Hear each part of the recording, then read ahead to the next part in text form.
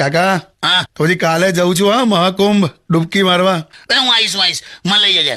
હા એટલે તો તમને કીધું યાર. 55 કરોડ લોકોએ ડૂબકી મારી.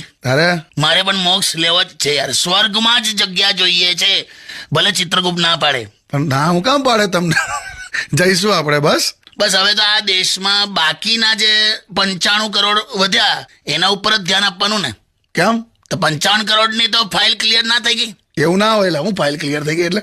ના મારે જવું છે. હા તો આવજો ને. હમણાં મેં ફેસબુક પર વાંચ્યું, શું એક ભાઈએ બહુ ટેકનિકલ પૂછેલું હું કે ગંગામાં ડૂબકી મારતી વખતે હા મોઢું કઈ દિશામાં રાખવાનું એમ. એટલે કોઈકે કીધું આમ પૂર્વમાં રાખજો એમ, પણ એક જણે તો જે લખ્યું છે હા કે જ્યાં પહેરવાના કપડાનો થેલો રાખ્યો હોય ને એ દિશામાં રાખજો કે.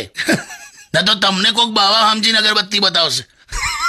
ના એ વાત બરાબર છે. ના હું આવવાનો હોય યાર. હા હા હા જોકે એક વસ્તુ તમને કહી દઉં કાકા, હા અત્યારે નાહવા માટે 2 જ જગ્યા બેસ્ટ છે, કઈ?